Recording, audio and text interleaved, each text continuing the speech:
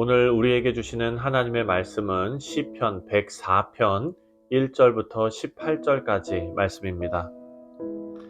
내 영혼아 여호와를 송축하라. 여호와 나의 하나님이여, 주는 심히 위대하시며 존귀와 권위로 옷 입으셨나이다.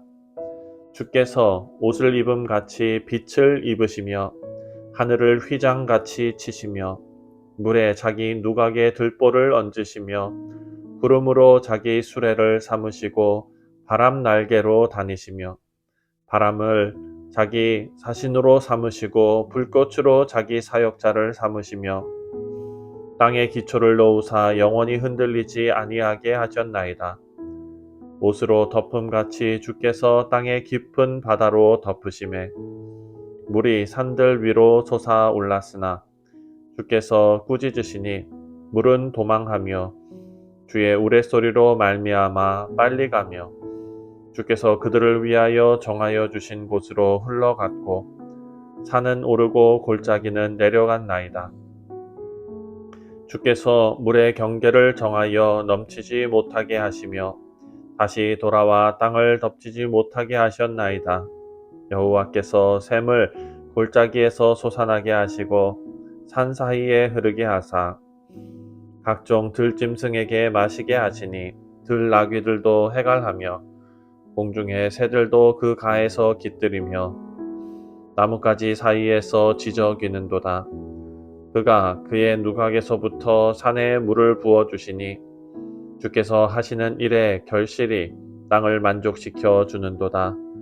그가 가축을 위한 풀과 사람을 위한 채소를 자라게 하시며 땅에서 먹을 것이 나게 하셔서 사람의 마음을 기쁘게 하는 포도주와 사람의 얼굴을 윤택하게 하는 기름과 사람의 마음을 힘있게 하는 양식을 주셨도다.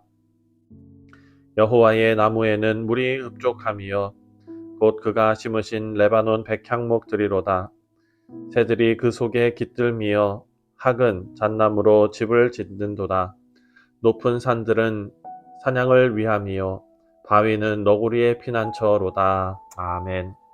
기도하겠습니다. 하나님 아버지, 오늘 우리가 이 시편 말씀을 묵상하며 하루를 시작할 때에 시편 기자의 그 감사하고 하나님을 영화롭게 하는 그 마음이 우리의 마음이 될 수 있도록 성령께서 이 말씀 가운데 우리에게 역사하시고 깨달음을 허락하여 주시옵소서.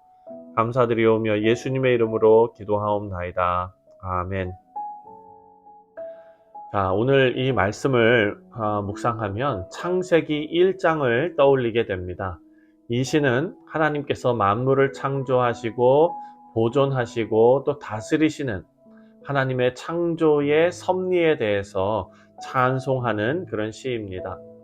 그래서 하나님께서 옷을 입음 같이 빛을 입으셨다라고 표현하고 하늘을 휘장같이 치신다, 이런 표현을 통해서 천지 창조의 첫째 날과 연결이 되고 있습니다. 그리고 5절부터는 바다를 만드시는 셋째 날과 연결이 되고 있습니다. 이렇게 시편 104편은 하나님의 천지 창조에 대한 인간의 반응으로 올려드리는 찬송의 시라고 할 수가 있습니다. 먼저 1절 말씀을 보면 내 영혼아 여호와를 청축하라. 여호와 나의 하나님이여, 주는 심히 위대하시며 존귀와 권위로 옷 입으셨나이다. 아멘. 이 시인이 성경에서 아주 많이 나오는 표현으로 시를 시작합니다. 바로 여호와 나의 하나님이여, 나의 하나님이여.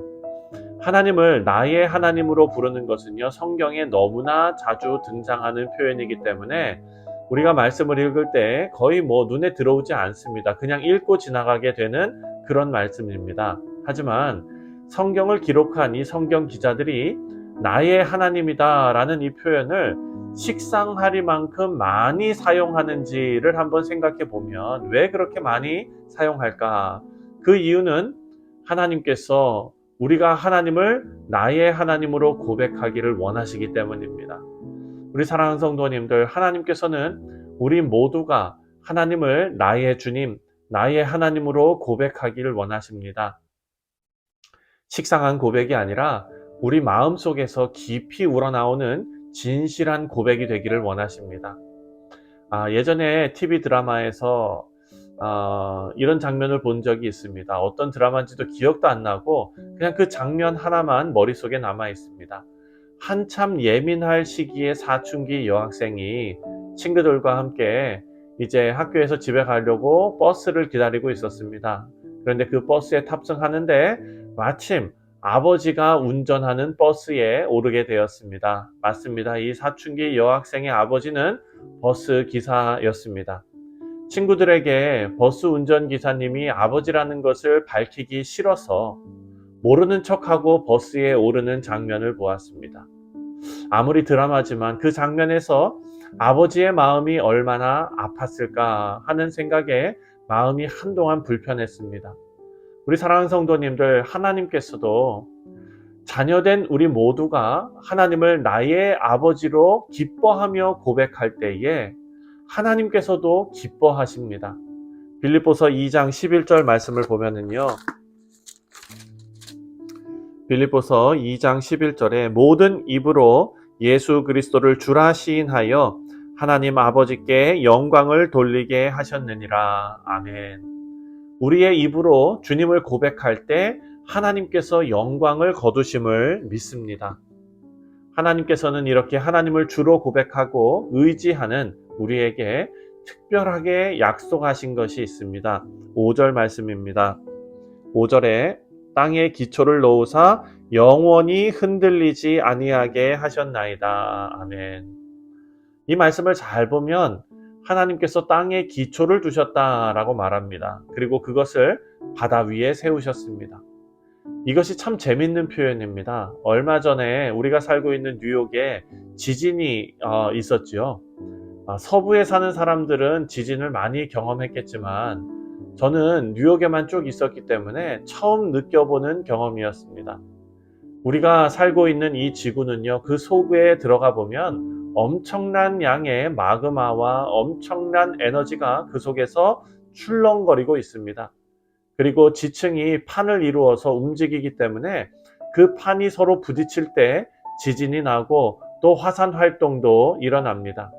성경은 항상 그 자리에 있는 것 같은 이 땅, 그리고 크게 생각하면 정말 불안정한 그 땅에 기초를 두신 분이 바로 하나님이다 라고 표현합니다.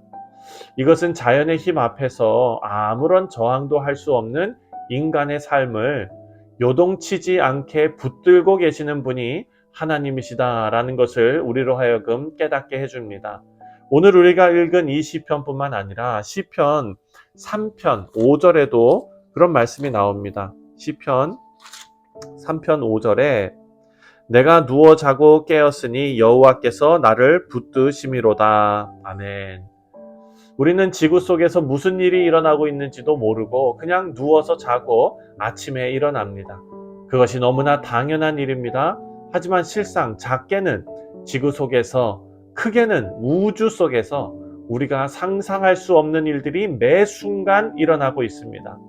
시편 기자의 표현대로라면 내가 누워 자고 아침에 깨었으니 여호와께서 나를 붙드심이로다. 하나님께서 우리를 붙드시기 때문에 우리가 아무 일도 없는 것처럼 일상을 살아갈 수 있는 것입니다.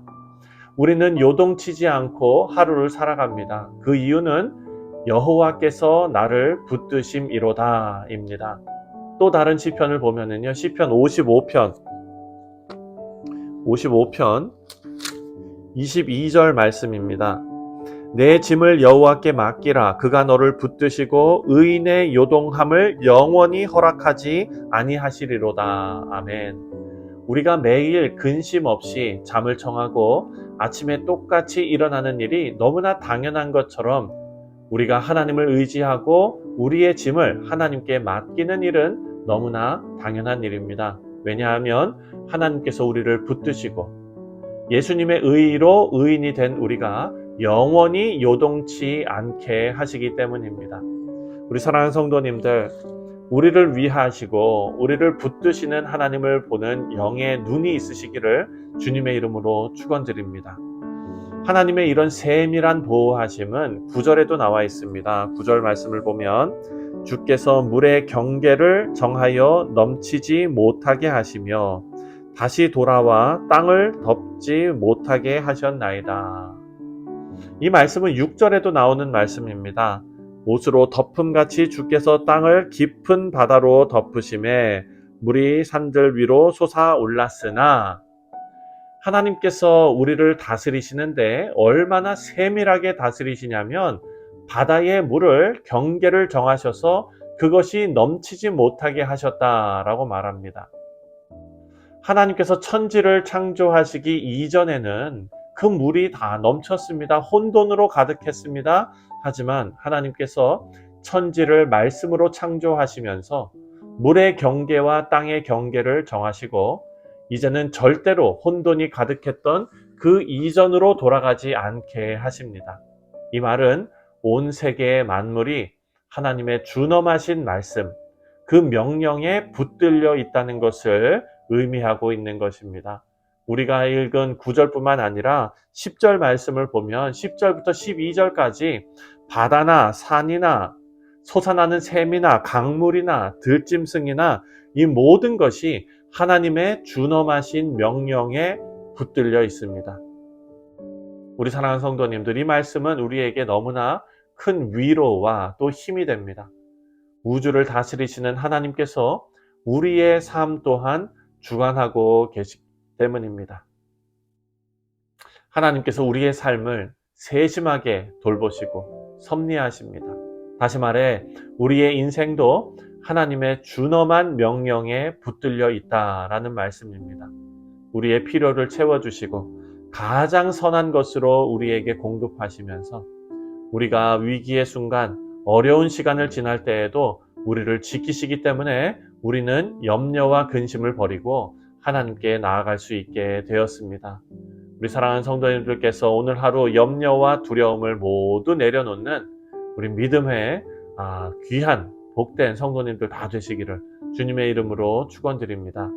하나님의 말씀과 명령에 붙잡힌 인생들이기 때문에 오늘도 우리는 안심하며 살아갈 수가 있습니다. 주의 백성으로 오늘 하루 담대하게 살아가시는 우리 뉴욕 성실 장로교회 모든 성도님들 되시기를 다시 한번 주님의 이름으로 축원드립니다. 기도하겠습니다.